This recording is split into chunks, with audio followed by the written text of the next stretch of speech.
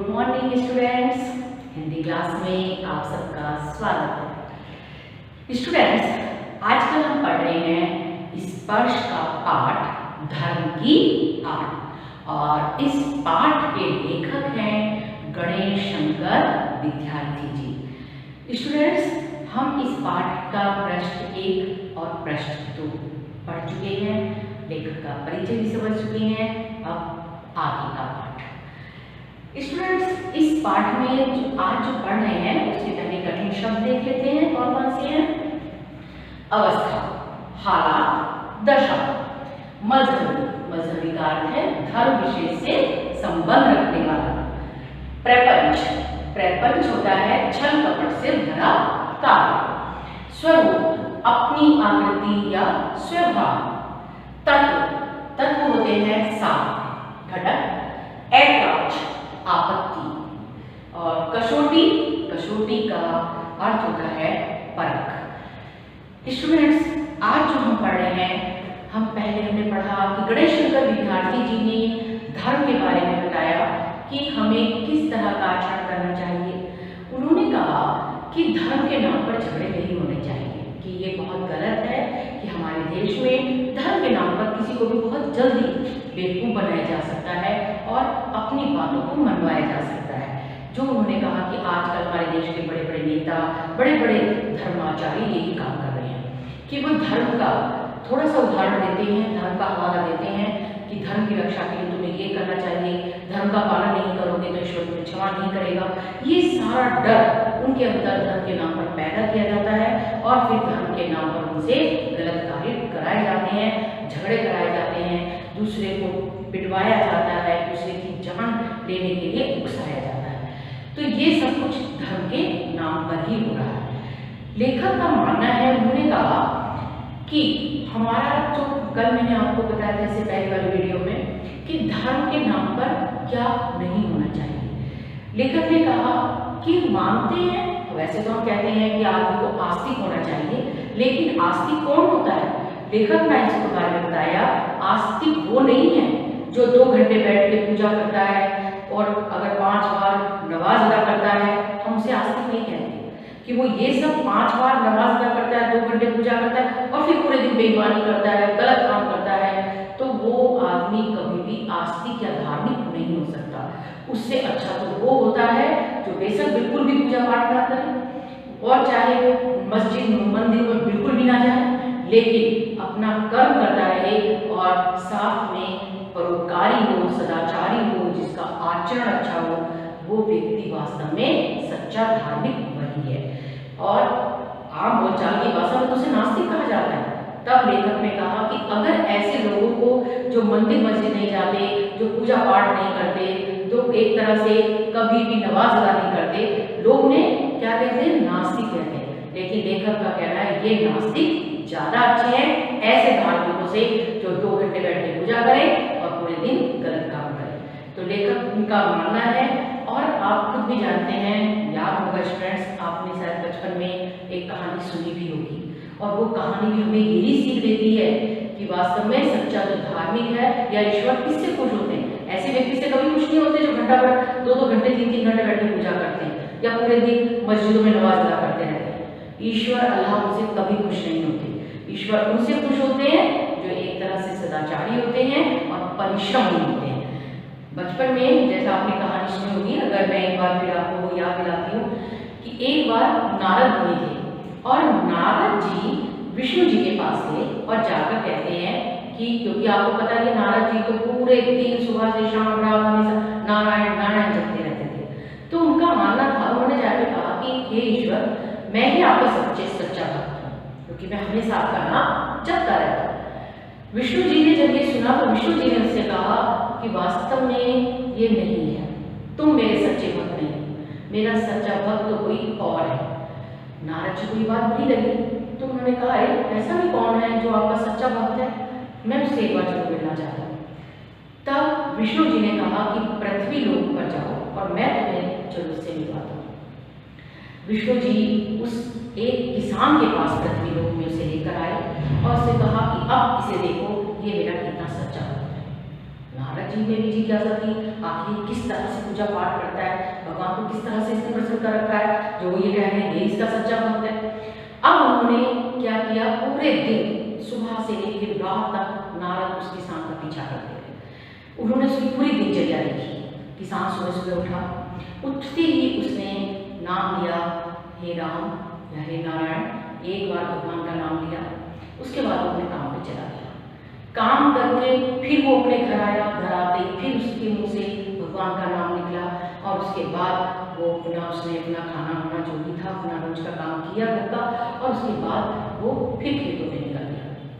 खेतों से काम करके फिर शाम को थका हारा घर आया और आते ही जैसे ही वो रात को बिस्तर पे सोया, उसके मुंह से फिर भगवान का नाम निकला। अब उन्होंने देखा नारद जी ने कि पूरे दिन में से 3 बार उसने भगवान का नाम लिया, सुबह, दोपहर में जब घर आया और रात को जब वो सो गए। अब ये सब जब उन्होंने देखा तो वो सीधा विष्णु जी के पास गए और जाकर बोले कि भगवान, आप तो कहते हो कि ये एक तरह से ये आपका सच्चा भक्त है, मुझसे ज्यादा परम भक्त है, लेकिन ये तो पूरे दिन में से 3 बार आपका नाम लिया, पूजा पाठ कुछ नहीं करी, बिल्कुल आपको स्मरण नहीं किया। उन्होंने कहा ठीक है। अब विष्णु जी ने उसे समझाने के लिए, आपको याद होगा क्या किया था, तेल से भरा हुआ एक कटोरा एक भाव दिया था और कहा कि ठीक है, आज तुम इस पूरा तेल से भरा हुआ कटोरा था ऊपर तक लबालब, उन्होंने कहा इस कटोरे को लेकर जाओ और जाकर एक बार पृथ्वी लोक का चक्कर काट के आ जाओ। उन्होंने कहा ये तो कोई बात नहीं। अब वो चले गए और देखा, बोले कि एक बात याद रखना कि एक बूंद भी तेल जमीन पर नहीं गिरना चाहिए। मैंने कहा ठीक है। नारद जी बड़े संभाल कर उस प्याले को लेकर इधर उधर जाते रहे और जब पृथ्वी लोक का पूरा चक्कर काटने के बाद वो वापिस विष्णु जी के पास आए, कह रहे देखिए भगवान, मैंने एक बूंद भी तेल कहीं नहीं गिरने दिया। तो उन्होंने कहा कि एक बार बताओ नारायण, कि एक तरह से नारद जी, आपने नारायण या जो आप हर टाइम जपते रहते हो, ये शब्द आज जब पृथ्वी लोक का चक्कर काट रहे थे तेल को लेकर, कितनी बार याद किया, कितनी बार आपने इस नाम को स्मरण किया? कहा एक बार नहीं। ने कहा यही अंतर है कि केवल खाली बैठकर और हम राम राम राम राम जपते रहें तो वास्तव में वो सच्ची भक्ति कभी नहीं हो सकती। सच्ची भक्ति तो कब है, जब हम लगातार परिश्रम करते रहें, पूरे दिन अथक मेहनत करते रहें और फिर भी भगवान को याद रखें, तब भी उसका नाम है, वो सच्ची भक्ति है। और यही बात समझा रहे हैं गणेश शंकर विद्यार्थी जी हमें पाठ धर्म की आड़ में।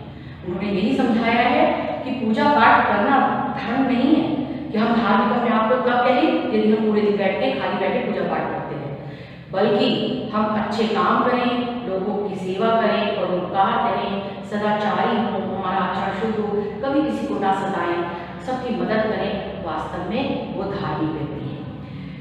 अब इसमें आगे गणेश शंकर विद्यार्थी जी कहते हैं कि अगर हम गांधी जी की बात करें तो गांधी जी वास्तव में बहुत धार्मिक प्रवृत्ति के व्यक्ति थे। धर्म के एक पल भी वो धर्म के बिना चलने को तैयार नहीं होते थे। आप कुछ जानते हैं, पूजा पाठ भी करते थे, लेकिन सुबह से शाम तक आप जानते हैं कितने नेक काम भी करते थे। लोगों की मदद करना, असहाय लोग जो होते थे, गरीब लोग होते हैं, उनकी सेवा करना, ये सब काम भी वो किया करते थे। अब लेखक का मानना है कि जैसे गांधी जी थे, ऐसे धार्मिक व्यक्ति की बातों को अपनाना सच्चा धर्म है। कि अगर हम कहें लोगों को ऐसे ही धार्मिक होना चाहिए जैसे गांधी जी थे, क्योंकि गांधी जी कभी भी कोई गलत काम नहीं करते थे, वे सदाचारी थे, सत्यवादी थे और उनका आचरण शुद्ध था, और तब वो धर्म की बातें करते थे। अगर हमारा धर्म हमें दूसरों से प्यार करना सिखाता है, दूसरों की मदद करना सिखाता है, तो ऐसे धर्म को हमें मानना चाहिए स्टूडेंट। ऐसे धर्म को नहीं मानना चाहिए जो हमें दूसरे से नफरत करना सिखाए, दूसरे से लड़ाई झगड़ा करना सिखाए। इससे क्या होगा कि आपस में फूट पड़ेगी, और अगर हमारे समाज का भी विकास नहीं हो सकता, ना हमारे देश का विकास हो सकता है। अगर देश का विकास करना है तो आपस में एकता कायम रहनी चाहिए। यही बात इस पाठ में लेखक समझाते हैं। उनका मानना है कि इसके लिए सबसे अच्छा एक तरीका हो सकता है, और वो तरीका हमने क्या बताया है कि किसी को भी किसी भी धर्म को मानने के लिए उस पर पाबंदी नहीं होना। उसे ये नहीं कहना चाहिए कि तुम हिंदू धर्म को मानो, तुम मुस्लिम धर्म को मानो, सिख को मानो, ईसाई, कि तुमने इसमें जन्म लिया है किसी धर्म को मानो। उनका गणेश शंकर विद्यार्थी जी का कहना है कि बल्कि आदमी स्वच्छंद होना चाहिए, स्वतंत्र होना चाहिए, उसको जिस धर्म को मानने का उसका मन करे वो उस धर्म को माने, उसके ऊपर कोई धर्म थोपा नहीं जाना चाहिए। अगर किसी को भी धर्म अपनाने की स्वतंत्रता मिल जाएगी तो धर्म के नाम पर झगड़े अपने आप बंद हो जाएंगे। आदमी कहीं भी, क्योंकि फिर ना तो हिंदू मुस्लिम रहेंगे, ना कुछ आपस में हिंदू मुसलमानों में मिल जाएंगे, मुस्लिम हिंदू में मिल जाएंगे, सिख ईसाई आपस में मिल जाएंगे। जब कोई धर्म एक रहेगा ही नहीं तो फिर धर्म के नाम पर झगड़े भी नहीं रहेंगे।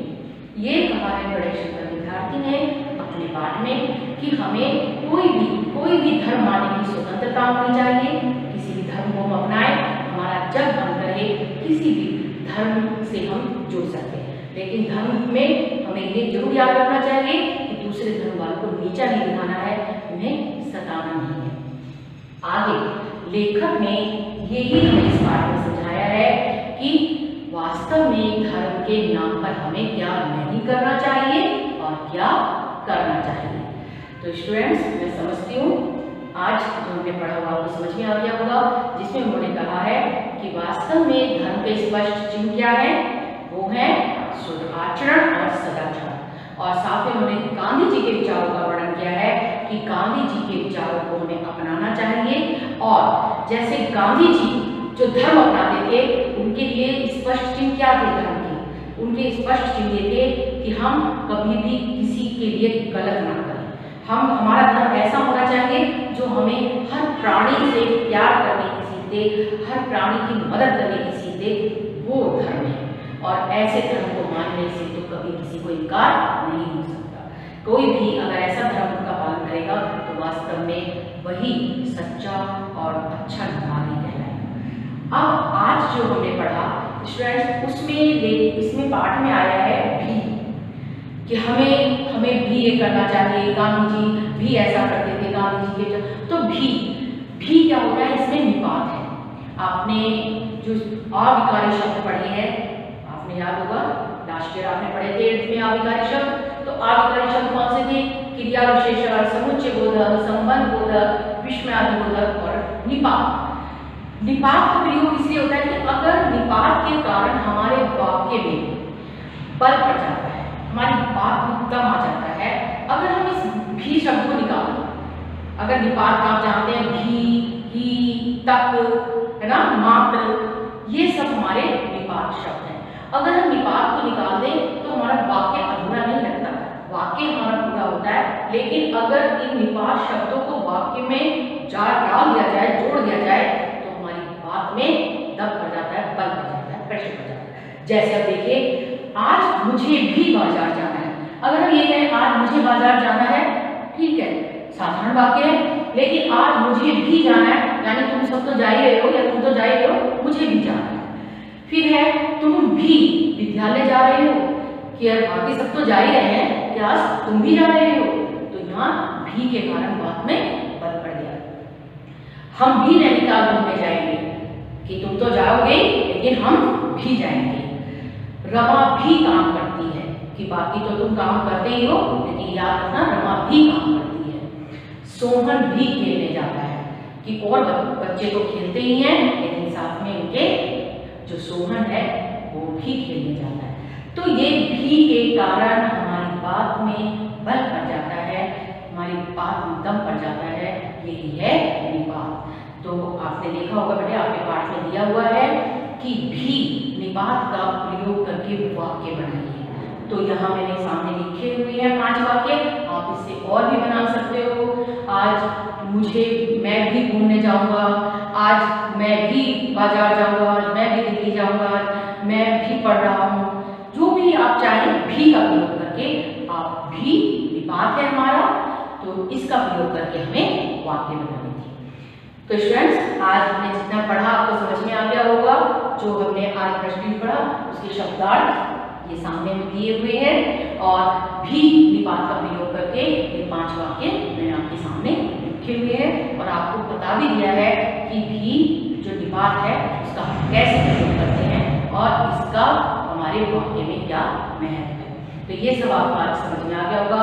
साथ ही गणेश शंकर विद्यार्थी के धर्म के बारे में जो आज में प्रश्न में पढ़े वो उनके विचार भी आपको अच्छी तरह समझ में आ गए। Students, thank you.